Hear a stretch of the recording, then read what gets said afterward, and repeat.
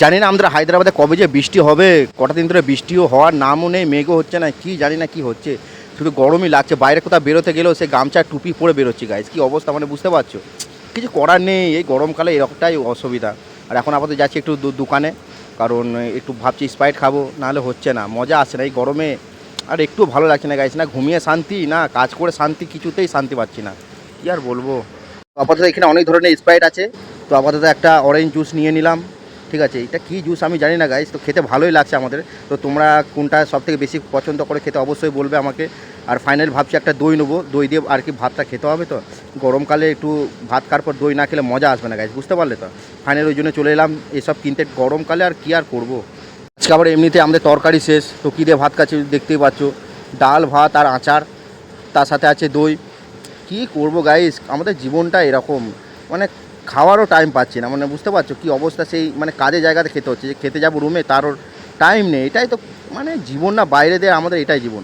আর দেখো গাইস কী অবস্থা আমার, কি করছি, দইটাকে নিয়ে একটু আমার মাথায় রাখবো, কারণ যদি একটু মাথাটা আগে ঠান্ডা করতে হবে, শরীরটা পরে ঠান্ডা করলেও চলবে, এই গরমকালে আগে মাথাটা আগে ঠান্ডা রাখা দরকার, নাহলে মাথা গরম হয়ে গেলে রাগ একটু বেশি হবে, তাই না গাইস, তোমরা কি বলো। ওই জন্য গাইস দইটাকে মাথায় রাখি, কারণ একটু থাকুক 2 মিনিট, মাথাটা যদি আমার একটু ঠান্ডা হয়ে যায়। ফাইনালি গাইস খাওয়া দাওয়া কমপ্লিট। আর কে এরকম আমার মতন আর কি এরকম দই খাও গাইস চেটে চেটে, ঠিক আছে। কাজের জায়গায় তো চামচ তো নেই যে চামচ করে ভালো করে আরাম করে খাবো, এরকম করে খেতে কি আর করবো। প্যাকেট ছিঁড়ে দাও আর এরকম আস্তে আস্তে করে চেটে চেটে খাও, একটা মানে অন্যরকম একটা মজা চলে আসে গাইস, তাই না। তো কে কে আমার মতো এরকম। আর আমার পেছনে একজন শুয়ে আছে গাইস, ঠিক আছে, এই গরমেও মানে তার কি বলবো ঘুম ভাঙছে না, আর আমার তো অবস্থা খারাপ হয়ে যাচ্ছে এই গরমে, কী আর করবো। দেখি দই খেয়ে যদি একটু মাত্রা ঠান্ডা হয় তো হোক, তারপর শরীরটা পরে ঠান্ডা হলেও চলবে। খাওয়া দাওয়া কমপ্লিট করে এখন আমি এসেছি আমার বন্ধুর কাছে, এখন একটু ওয়েল্ডিংয়ের কাজ করবে।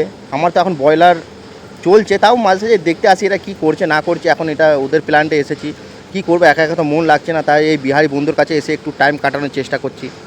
এখন আমি দিনে ডিউটি করছি গাইস, আর তোমাদেরকে কী বা দেখাতে পারি, আর যেটা পারছি গাইস সেটাই দেখাচ্ছি, কারণ এখন তো কোথাও যেতেও পারবো না। নাইট ডিউটি করলে হয়তো একটু মানে বিকেলের টাইমে একটু এইদিকে ওদিকে ঘুরতে যাব, কিন্তু সেটা তো এখন আর হবে না না গাইস। আর যখনই ভাবো একটু ভালোভাবে ভিডিও বানাবো, কি বলবো না, ভিডিও মানে বানাতে তো ভালো লাগে, কিন্তু টাইম পাই না সত্যি কথা বলতে। মানে কাজের চাপ থাকে, মানে এত মানে ভিডিও তো দূরের কথা, ঠিকঠাক মানে ফোন দেখারও টাইম পায় না। আর যখন কাজ থাকে না তো তখন আবার ভিডিও বানাতে ইচ্ছা করে না, মানে কি বলবো গাইস, কোন দিকে যাব মন লাগতে চাইছে না। যেহেতু এখন আমার বন্ধুরা নেই না, তাই মন লাগছে না, কবে যে আমার বন্ধুরা আসবে। এখন আমার বন্ধুরা নেই, ওই জন্য আমার মনও লাগছে না, ভিডিও বানাতে একটুও ভালো লাগছে না, কি করব।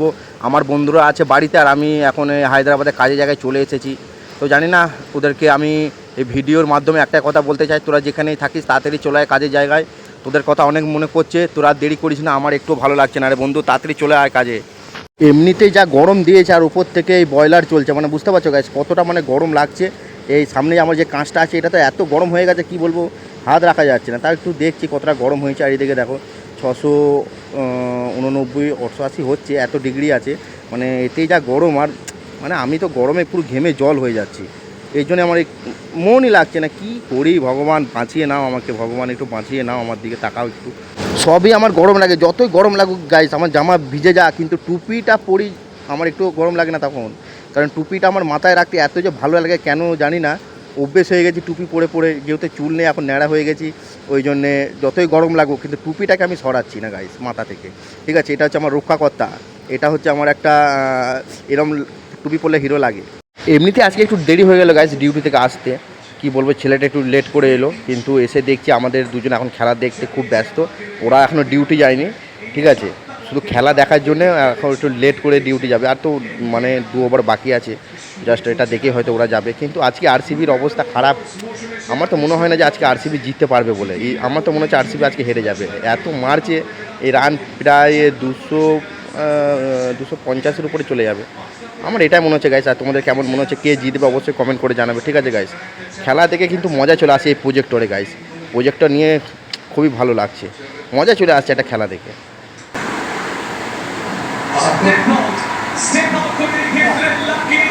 আমি ওদের সাথে খেলা দেখতে ব্যস্ত হয়ে গেলাম, চানও করতে ভুলে গেলাম গাইস। তো ভাবলাম খেলাটা দেখে নিই একটু, সানরাইজ হায়দ্রাবাদের ব্যাটিংটা দেখেই তারপর ঝপ করে গিয়ে চানটা করে নিয়ে আবারই চলে আসবো, কারণ আরসিবির তো ব্যাটটা দেখতে হবে, আবার খাওয়া দাওয়া করতে হবে, তাই না গাইস। আজকে তোমাদের কি মনে হচ্ছে গাইস, কে জিতবে? তো গাইস ব্লগটা আজকে আমি এখানে এন্ড করে দিচ্ছি। আজকে খেলে দেখেও মজা আছে, আর এদিকে খাবার খেয়েও মজা আছে। ডিমের তরকারি আর উপর থেকে পাশের বাড়ি একটা বন্ধু ওরা মানে আছে মুরগির ঠ্যাং রান্না করেছে, সেটা দিয়ে গেছে গাইস। পুরো মজা চলে আসবে, ম্যাচ দেখতে দেখতে খাবো, সেই লেভেলের মজা। তো চলো গাইস, টাটা, বাই বাই।